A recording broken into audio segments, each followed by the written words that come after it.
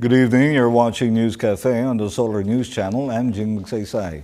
We have with us today one of the busiest persons, if not the busiest person, this election season. We have Chairman Sixto of the Commission on Elections. Chairman, thank you for being on the program. Yeah, good evening, Jing. Good evening to your viewers. Chairman, first of all, you finished printing 52 million ballots. That's correct. That's the 22 exact number days? is about 333. 22 days ahead of schedule? 333,000, that's correct. 333,000. Yeah. 52 million ballots, security features of the ballots. How secure are our ballots for the elections? No, we have the same security features as what we did in 2010. In 2010. We have some additional, but we are not really disclosing this. These are the security features, which we're not going to disclose this early. Not yet. Now that you finished printing the ballots, what's the next step, Chairman? Distribution? Well, yes, part of it. All of these printed ballots will now go to our bodega, to our warehouse, somewhere in Metro Manila, which we will not also disclose. This is a secure warehouse? Yes, it's a secured warehouse. All of these are going there. This has already been vacuum packed. Okay. Because once we vacuum pack it at the NPO, the National Printing Office, this is delivered to the warehouse. Okay. And it will stay there until the deployment process would start. Okay. Sometime about the end part of April. Okay, the deployment process, how long does it take, Chairman? For all the 52 million ballots? The deployment will have to wait for some other items that will be deployed together with the ballots.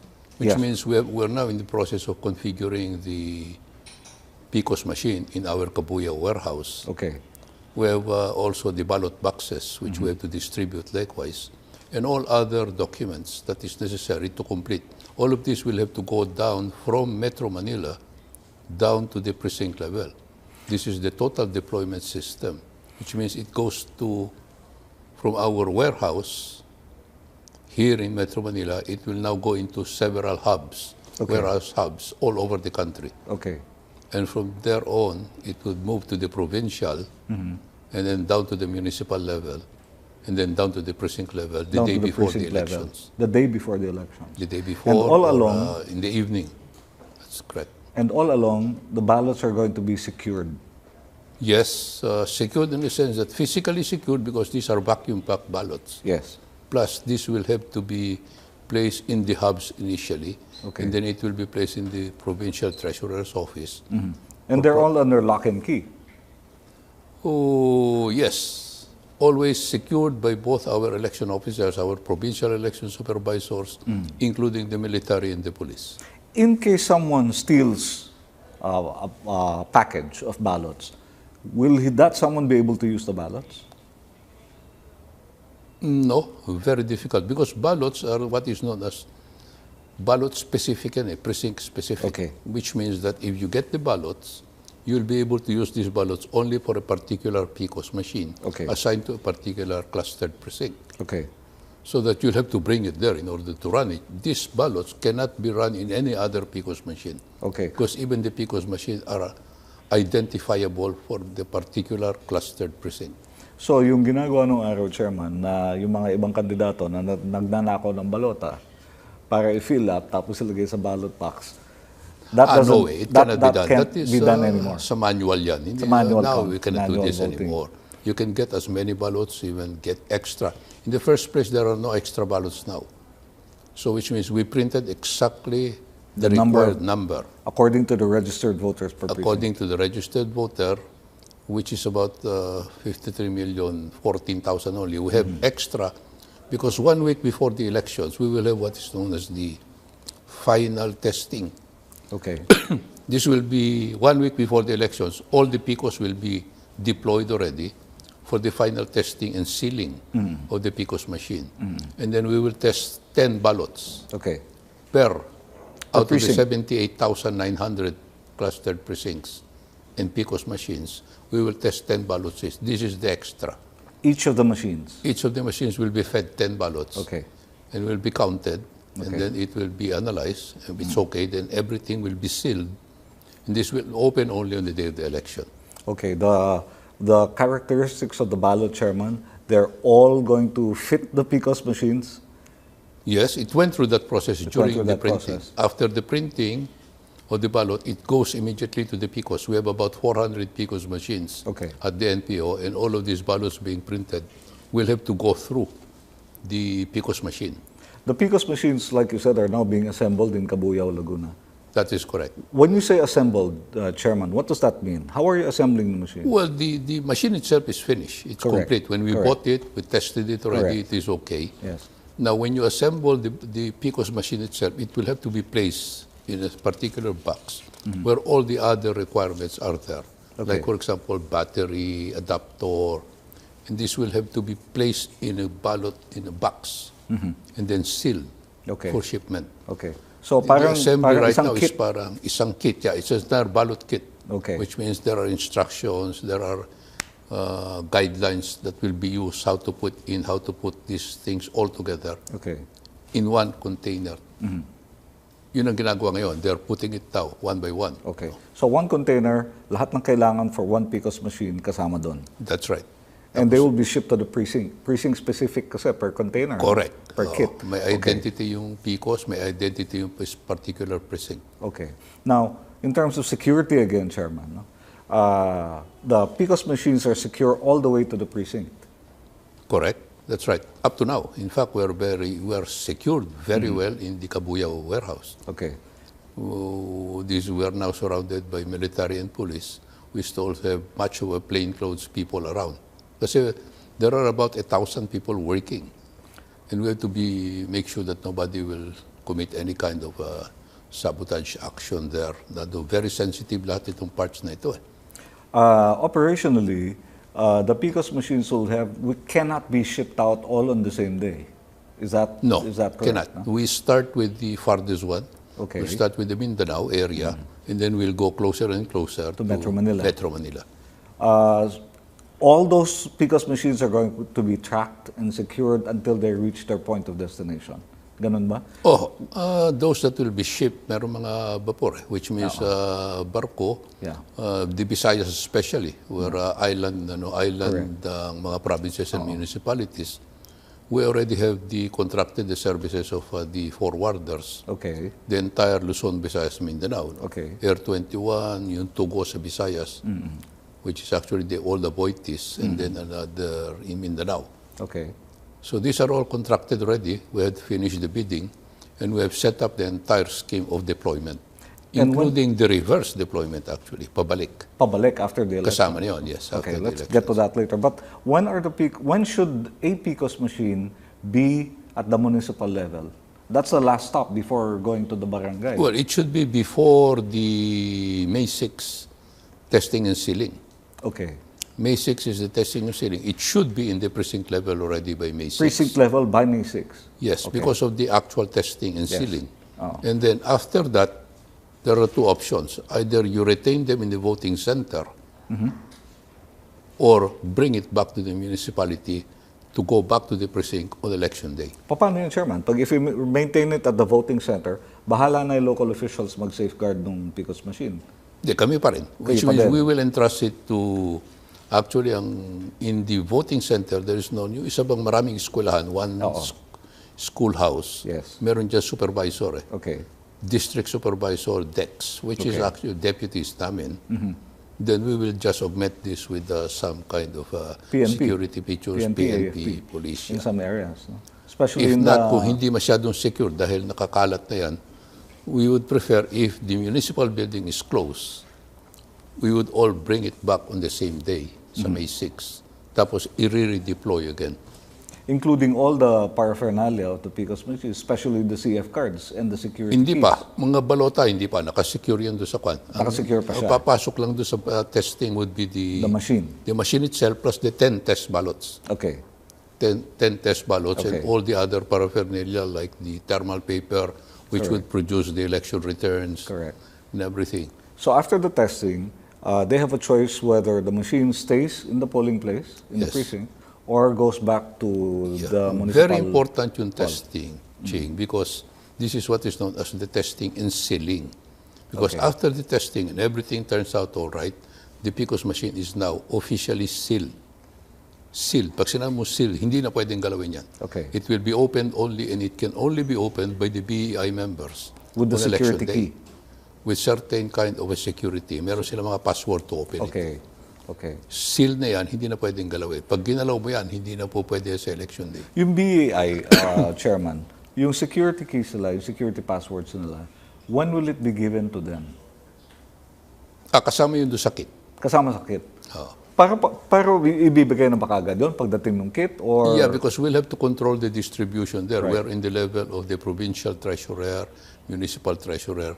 Ang unang distribution niyang kwan provincial going to the municipalities, as a municipal treasurer going to the precinct. Okay. Yung kit mismo will include everything already. The instructions will be there. We have our election officers there. Yes. Together with the municipal treasurer. Okay. They will have to coordinate with each other para do sa distribution, do sa mga BEIs. Chairman, mahirap mangdaya using the PCOS machines. If I'm a politician, I can't change the numbers that are in the machine.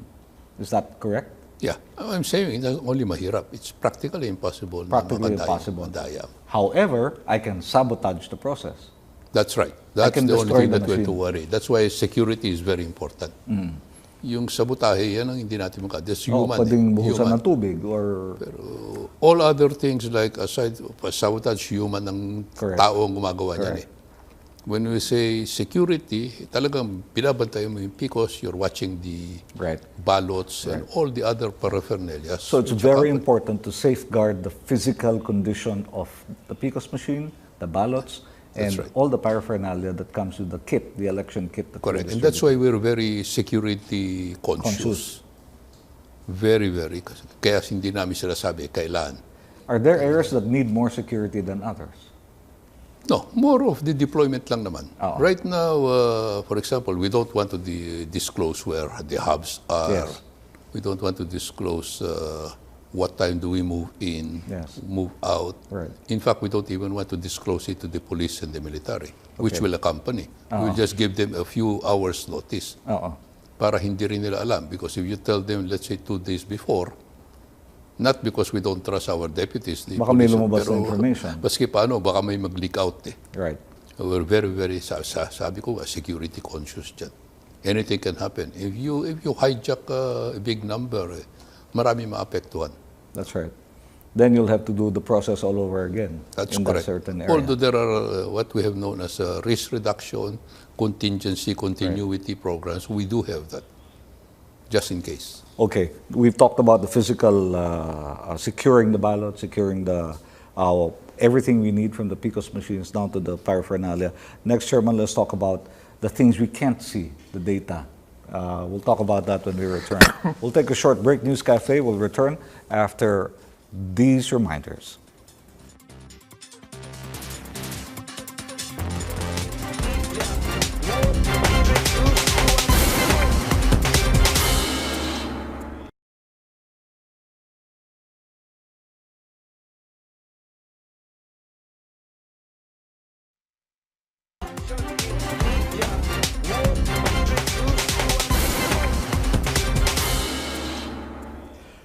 You're still watching News Cafe on the Solar News Channel, and we're still joined by our special guest, COMELEC Chairman Sixto Brillantes, in this one-on-one interview. Chairman, thanks for joining us again.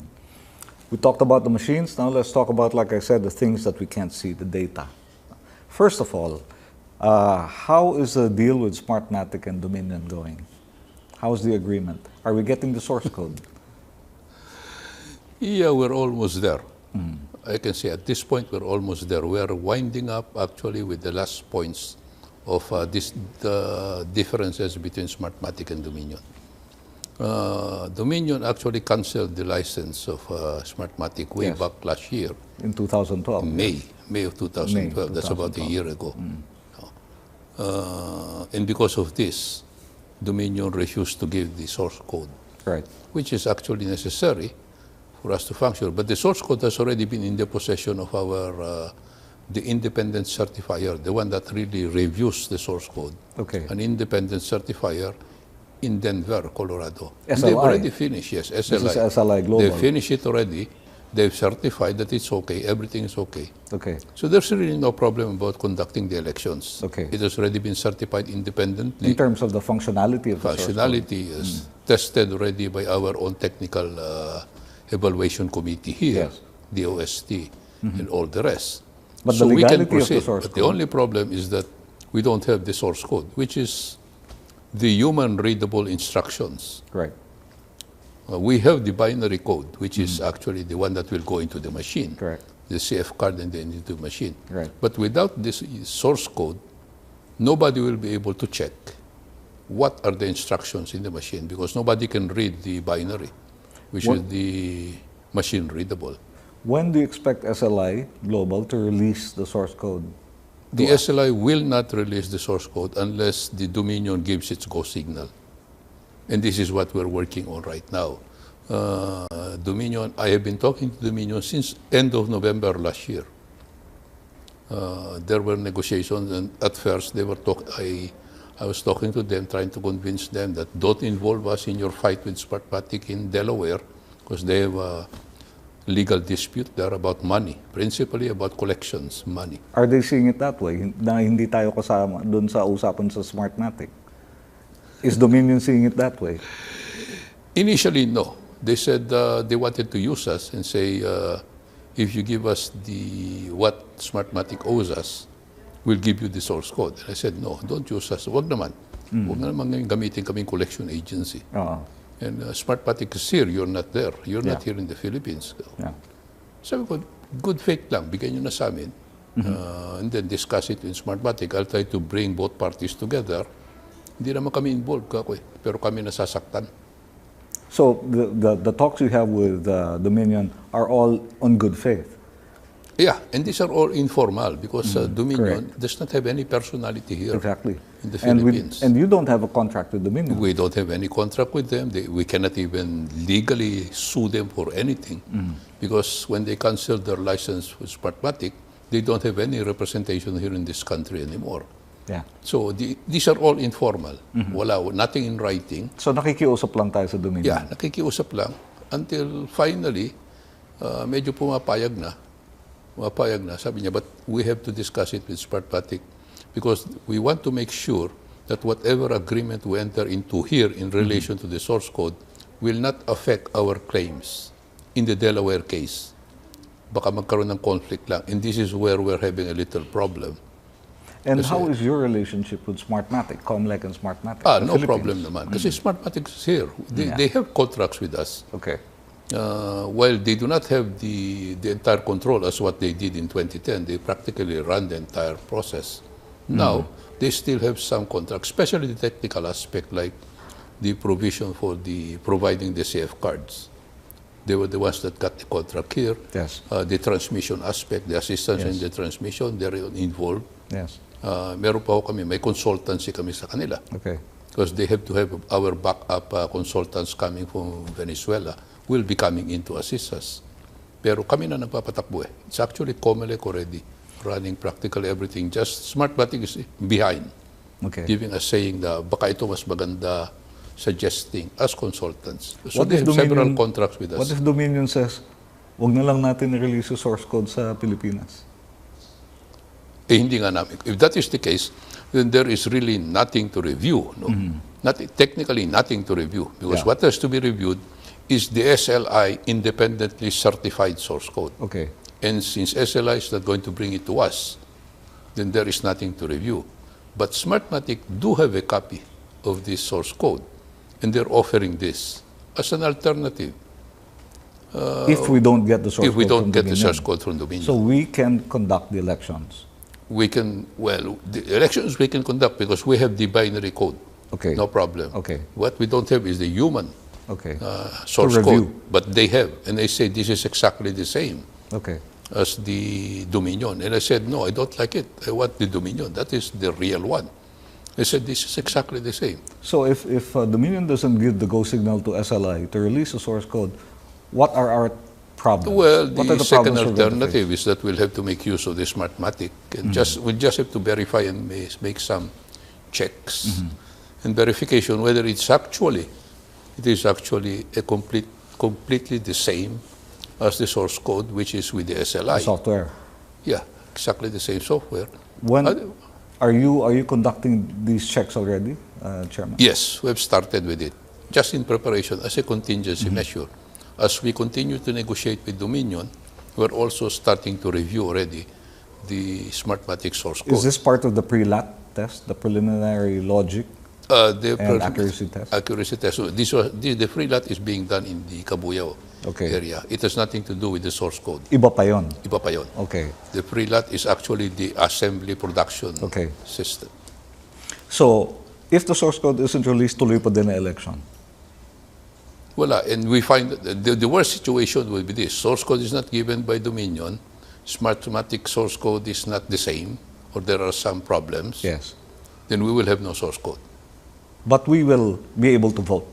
We will be able to conduct the elections because we have the binary code. Okay. Which has already been certified, as I've said, by SLI itself.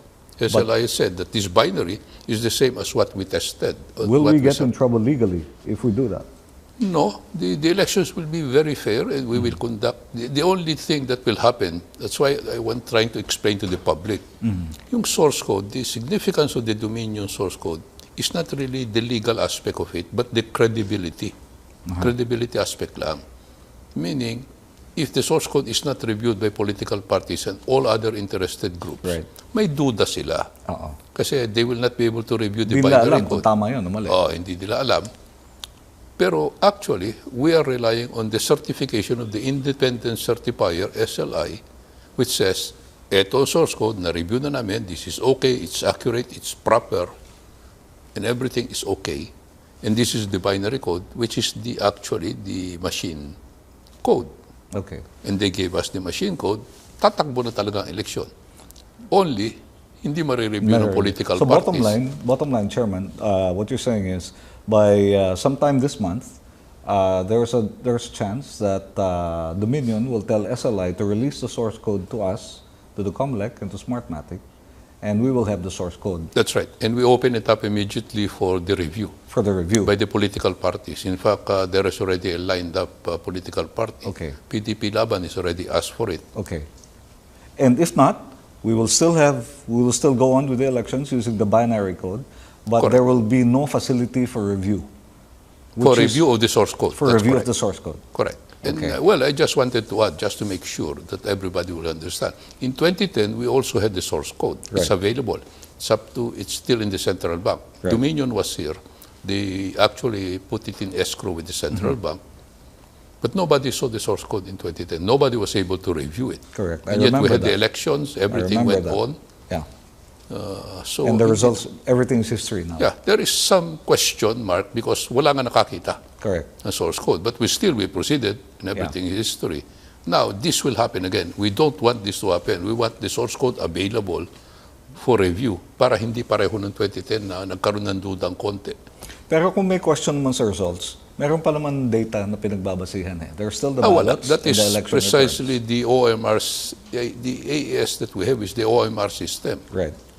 Which means that meron talagang paper trail. Yeah.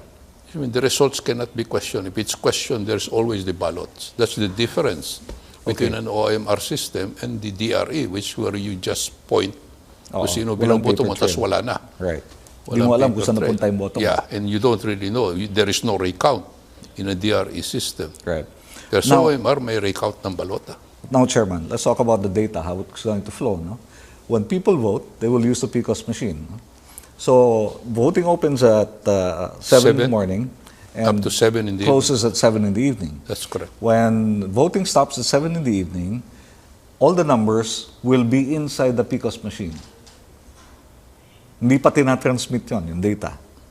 Tama, during the entire process of voting, wala. Iniipon lang ng PCOS machine. Ini-scan lang yon, Ini-scan iniipon lang lang yun, sa no? CF card. Iniipon sa CF card. Tapos- Then at 7 p.m., the BEIs will then start transmitting. Correct. We'll close the We'll voting, close the voting tapos na, Oo. and then we will now press the button for transmission. for transmission. Okay. Where will the PCOS machines transmit? Yeah, to 3 servers, actually. Okay. 3 servers. The official server is that it has to go through the process of canvassing. Meaning it will have to go through the municipal board of canvassers or the city board of canvassers, as the Okay. case may be. And this will be consolidated, the results. It will prepare exactly the same documents. Lahat ito automated. Okay. Statement of votes, certificate of canvass, and then it will move up to the provincial level, and then it will move up to the national level. for the senatorial results. Lahat Okay. yan consolidated, tuloy-tuloy. Okay. No new human intervention. Tuloy-tuloy yan. The data transmits to the server at the municipal level. The data transmitted is the election returns, the total results coming from the PICOs. Okay. The PICOs, pagka pinindot na yung button for transmission, it will now come out with the results for that particular precinct. It is transmitted directly to the MBOC. Okay. Tapos, tuloy-tuloy na yun, it will consolidate itself insofar as the MBOC copy is concerned. But that same pressing of the button for transmission will also transmit directly to COMELEC. To the COMELEC national Yes, we have server. our own, our National Support Center will have our own server, Okay. which will receive the same data that's transmitted By to the individual MBOC. PICOS machines. Yeah, coming from the Okay. same PICOS machine. And And, then, then there is the third server. The third server is the...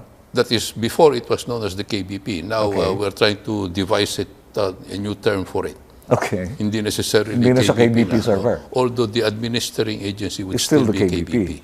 Okay. So 3 servers all at the same time from all of the 78,000 or 80,000 PICOS machines Yes. that we're going to use. Will be transmitting. Will be transmitting, no? At practically the same time, no? Practically, yeah. Hindi practically almost simultaneously. Almost, no? Almost. Isa-isa lang yan. Kasi- Always ahead lang palagi yung MBOC because that's the most important. Right. Right. Our server will just be parang support server lang ito. Will never be used for the official count anyway. Okay. So the same data, exactly the same data, will be transmitted 3 times to 3 places. No, once. Will be Once. transmitted once to 3 servers. Yes. Okay. So that means dapat pare-pareho lahat yung numbers. Dapat. No? Dapat.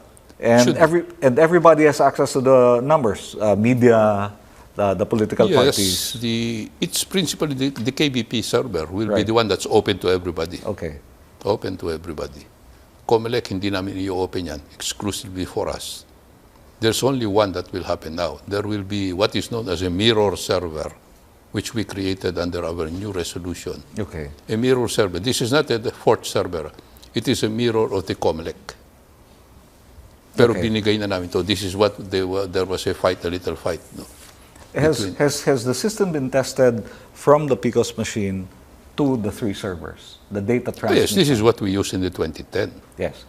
This it is what been tested happened in since- 2010, tatlo yan. Oo. No? Exactly the same system. Exactly the same Yung system. mga problema nung araw, mangyayari ba uli like transmission in some areas? Oh, yes. We cannot say naman na perfect ang transmission. Madami masyadong contingencies. Which means we're preparing for it. In preparing for the transmission, we know where the areas are, where the signal Nagka-problema is naman. weak. Right. Meron ho kaming area. Alam natin yan because we have some contacts with the telecoms already. National Telephone Communication, kausap na namin. We know where the areas are. We're putting in some additional beacons Okay. in these areas to make sure transmission will be there. Pero magkakaroon pa rin ng problema. Magkakaroon pa rin ng problema because tiyempo-tiyempo yan sa oras eh. Correct. And there are most cases, nakaka-transmit ka sa isa and then there are some problems already in the others. So nagkakaroon ng discrepancy. Okay. But Chairman, not too much, really. we've run out of time. Just a final question. How are you feeling today? Are you relaxed? Are you confident? Are you... No, I'm relaxed. In fact, this you is sleep well at night? only because I have a feeling that we will be able to get. The only matter that's left is the source code. Okay. If I will be able to arrange that we get the source code from Dominion, then that settles the final issue that I have. And that would put in more credibility to the forthcoming elections in May 13. Wala na kaming problema. All the rest that's happening now up to about the first week of May will all be the winding up process, meaning assembly, tapos na ang ballot boxes, arranging all the deployment. All of these are physical arrangements already. Endgame na. And we are all prepared for it. Okay. Wala kaming question. Chairman, thank you very much for your time. You're a very busy person, I know, and we appreciate your coming Thank you, to the Kenjin. studio. But it is very important for us to go around so that the people would know, because we have been charged of being concealing so many things. Now is the time, since we were concealing at time, because we don't have time to go around. Correct. Now I promise everybody that we should go around and start explaining to the people, because it's most of our detractors are the one talking. Sabi ko siguro sumagot na rin tayo konti-konti. Well, it's good that you talked with us. Yes. Para malaman ng taong bayan. Tama. Thank you, Chairman. Yeah. Unfortunately, that's all the time we have for today. I'd like to thank our very special guest, Chairman Sixto for being with us today in this one-on-one interview. Join us again next week for another 360-degree discussion right here on News Cafe. I'm Jing Magsaysay. Salamat po.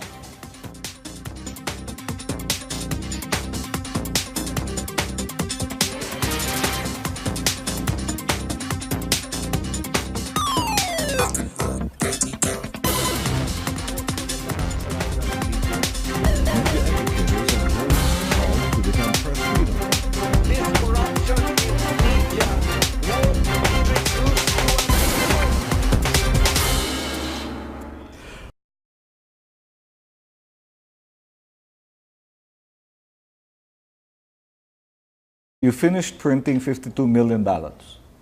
That's correct. That's the 22 exact number days? is about 333. 22 days ahead of schedule? 333,000, that's correct. 333,000. Yeah. 52 million ballots, security features of the ballots. How secure are our ballots for the elections?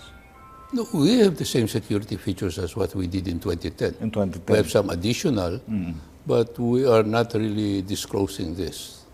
These are the security features, which we're not going to disclose this early. Not yet. Now that you finished printing the ballots, what's the next step, Chairman? Distribution. Well, yes, part of it. All of these printed ballots will now go to our bodega, to our warehouse, somewhere in Metro Manila, which we will not also disclose. This is a secure warehouse. Yes, it's a secured warehouse here in Metro Manila. It will now go into several hubs, warehouse hubs all over the country. Okay.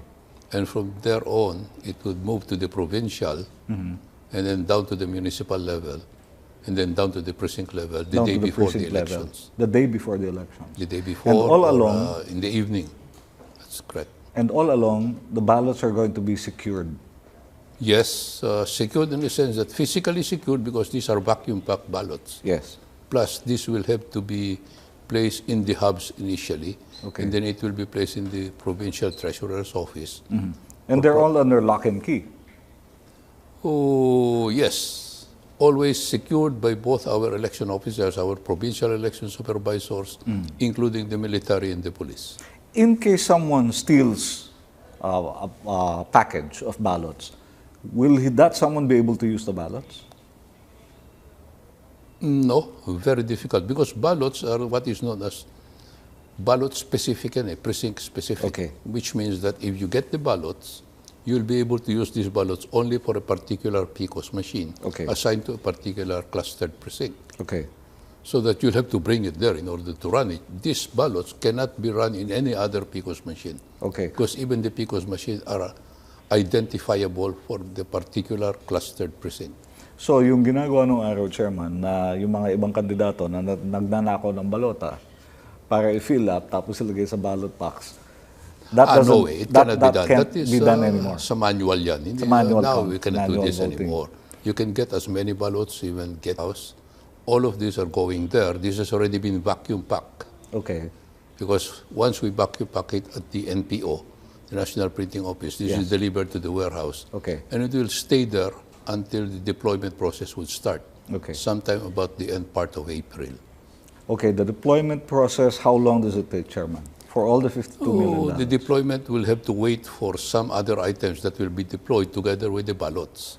Which means we're now in the process of configuring the PCOS machine in our Kabuya warehouse. We have also the ballot boxes, which we have to distribute likewise, and all other documents that is necessary to complete. All of this will have to go down from Metro Manila down to the precinct level. This is the total deployment system, which means it goes to from our warehouse.